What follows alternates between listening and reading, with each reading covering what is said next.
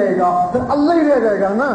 اگر اللہ نے ہر مخلوق کو بنائی ہے نا، وہ مسلمانوں سے کیا، وہ ہر مخلوق سے محبت کرتا ہے، وہ تو ایک چیونٹی سے بھی محبت کرتے ہیں، تو پھر تیرے دل میں وہ وصف پیدا ہو جائے گا نا جو اللہ کی صفات سے ہے نا، پھر تو بندی تو اس میں ختم ہوگی نا. اب جب کہ تیری دل کی آواز اوپر پہنچنا شروع ہو جائے گی تو پھر مومن بنے گا، تیری نماز اوپر ہوگی، آواز جاری ہے. ولی سے آگے ولایت کیا ہے؟ جب وہ تیرے اندر کی مخلوق ہیں ان کو غذا چاہیے، جس سے تجھے غذا چاہیے اس سے ان کو بھی غذا چاہیے. تیری غذا گوشت ہوتی ہے، ان کی غذا اللہ کا نور ہے. جب عادت اللہ اللہ ہوگا، اللہ اللہ ہوگا، اللہ اللہ سے ہو جو تیری مخلوقیں ہیں وہ طاقت پکڑ جائیں گی. ایک مخلوق ہے جس کو نفس بولتے ہیں، اس میں طاقت ہے. بچہ بچپن سے شیطان ہوتا ہے، اس شیطانی طاقت کی وجہ سے تم جب سوتے ہو اس جسم سے باہر نکل جاتی ہے. کہاں جاتی ہے؟ شیطانوں میں گھومتی ہے، واپس مڑ کے نفس پر جسم داخل ہو جاتا ہے، کیونکہ اس کے تعلق کی اس کی نسبت ہی شیطانوں سے ہے. جب تمہاری وہ دوسری روحیں اللہ کے نور سے نورانی ہو جائیں گی پھر وہ اس جسم سے نکلیں گی تو وہ کہاں جائیں گی؟ یہ شیطان شیطانوں میں گیا اور نور نور میں گیا نا. وہ سب سے پہلے اس سینے سے نکلیں گی حضور پاک کے قدموں میں. اس بلے شاہ نے فرمایا لوکی پنج ویلے تو عاشق ہر ویلے، لوکی مسیحی عاشق قدموں. جب تو قدموں میں پہنچ گیا تو مرتبہ تجھے مل گیا نا. اب یہاں سے پھر دو طرح کی شریعت ہے، ایک شریعت محمدی ہے، ایک شریعت احمدی ہے. تم شریعت محمدی کے واقف ہو، وہ 10 پارے شریعت احمدی سکھاتے ہیں. ہو سکتا ہے تم نے سنا ہو یا نہ سنا ہو. وہ شریعت احمدی کیا ہے؟ حضور پاک کا جو جسم مبارک ہے اس کا نام محمد صلی اللہ علیہ وسلم ہے. آپ کی جو روح ہے اس کا نام احمد ہے. آپ کا جو اقفا ہے اس کا نام حامد ہے. آپ کے جو سر والی مخلوق ان ہے اس کا نام محمود ہے نا.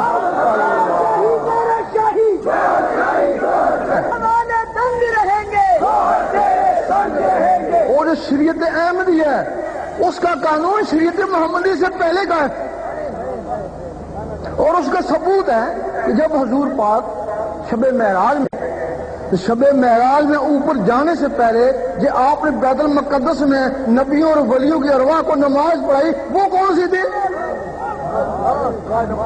وہ تو پہلے کی نماز تھی نا. پھر اوپر گئے تو وہ جو نماز ملی وہ کون سی تھی؟ وہ ان لوگوں والی ملی، وہ شریعت محمدی کہلائی نا. اللہ پہلے پڑھتے تھے تو اوپر کون سی نماز ملی تھی؟ یہ شریعت احمدی جس کے لیے آپ نے کہا تھا کہ میں اس دنیا میں آنے سے پہلے بھی نبی تھا. آج بھی اگر کسی کی روح اس قابل ہو جائے تو اس کو وہی شریعت احمدی وہی نماز مل سکتی ہے جو بیت المقدس میں پڑھائی گئی تھی. آپ جب اوپر گئے وہ جو نماز ملی ان کو پاک کرنے کے لیے ملی، وہ جو نماز پڑھا کے گئے تھے وہ ان کے لیے تھی جو پاک ہی تھے. اللہ تو وہ نماز کہاں ہوتی ہے؟ وہ بیت المعمور میں ہوتی ہے. اس نماز کے اعتبار لیے قبول ہوئی ہے یا نہیں اس کو اعتبار ہے؟ اس اعتبار پہ شک کرنا بھی کفر ہے، اس پہ شک کرنا بھی کفر ہے، کیونکہ اس نماز کو حضور پاک پڑھاتے ہیں اور اس وقت تک سر نہیں اٹھاتے جب تک اللہ جواب نہ دے لبیک یا عبدی. اللہ جواب دیتا لبیک یا عبدی تب پھر سر اٹھاتے ہیں نا. تو جس میں اللہ خود جواب دے حضور پاک نماز پڑھیں تو اسی کو شک کون کر سکتا؟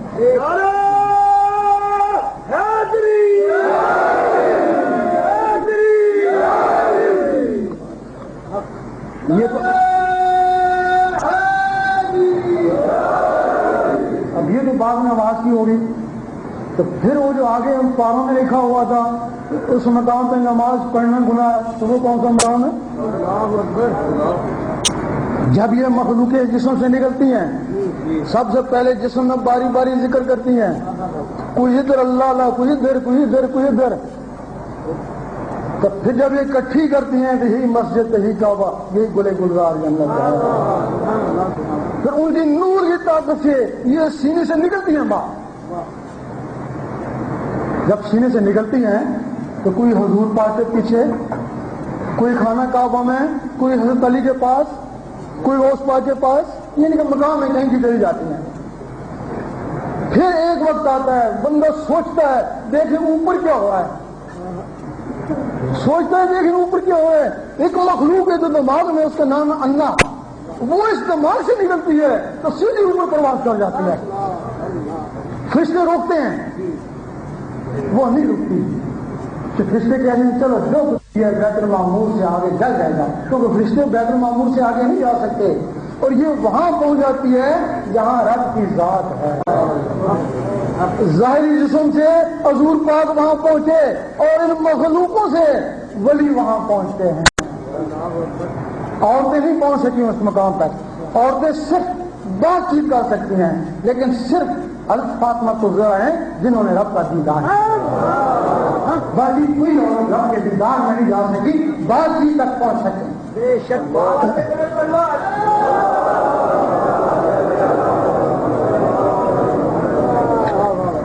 جب یہ مخلوقیں پھر اوپر جاتی ہیں, بڑے دور سے گئی نا, بڑی محنت کر کے گئی نا, تو پھر ایک دوسرے کو پیار سے دیکھتی ہیں, ایک دوسرے کو پیار سے دیکھتی ہیں. پھر اللہ تعالیٰ فرماتا ہے میں تجھے دیکھ لوں تو مجھے دیکھ لے. تو دیکھتے ہیں, پھر وہ جو اللہ کا نقش ہے اس مخلوق کے ذریعے اس کے سینے میں آتا ہے.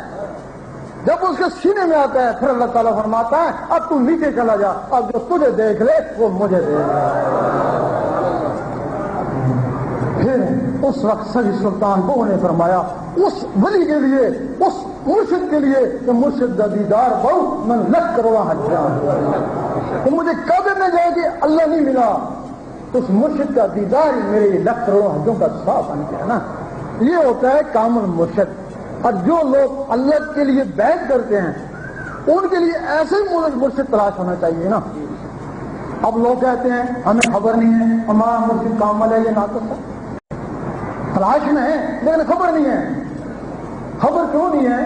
پہلے زمانے میں اگر کوئی کہتا کہ میں ولی ہوں تو روشن ضمیر ہوتے پہچان جاتے ہیں. اب غلطی تمہاری ہے تو روشن ضمیر رہے ہی نہیں نا.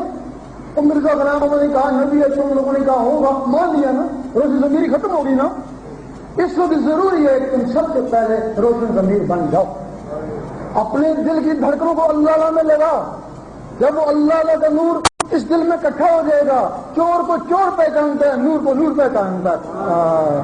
جب تم داتا صاحب کی دربار پہ جانا وہاں بھی اللہ یہاں بھی اللہ, دھڑکن تیز ہو جائے گی, رکت پیدا ہو جائے گی. تو خواجہ صاحب کی دربار میں جانا وہاں بھی اللہ یہاں بھی اللہ. پھر جب تم کسی کامت کے سامنے جاؤ گے نا تو حدیث ہی جس کی محفل میں اللہ شروع ہو جائے, بس تمہارے لیے وہ شناخت بن جائے گی. تو وہی ہے مرشد جو تمہیں اللہ تک لے کے جائے گا, ورنہ تمہاری بھی زندگی بیکار اور وہ بھی بہت سخت روح سے. کیونکہ اگر کوئی نبی نہیں ہے تو نبوت کا دعویٰ کرتا ہے تو کافر کہتے ہو نا. اگر ولی نہیں ہے تو ولی کا دعویٰ کرتا ہے تو کفر کے نزدیک پہنچ جاتا ہے نا. اس کو ماننے والے کافر اور اس کو ماننے والے کمبخت اور بے نصیب. اب ہر آدمی کہتا ہے کہ حب علی ہو, حب حسین ہے, حب محمد ہو, حب اللہ کہتا ہے. ہم کہتے ہیں کہنا ریاکاری ہے. اصلی بات ہونا ہے. محبت کی نہیں جاتی, محبت ہو جاتی ہے. اور محبت کا تعلق زبانوں سے نہیں, محبت کا تعلق دلوں سے ہے. اور تمہارے دلوں میں شیطان ہے اور کہتے ہیں ہمیں حب رسول ہے, حب اللہ ہے, حب علی ہے. اس کی کوئی مقصد نہیں. اب تمہارے دل میں محبت کیسی آئے گی؟ سارے کہتے ہیں کہ جب تک محبت نہ ہو کام نہیں بنتا, تو محبت کیسے آئے گی؟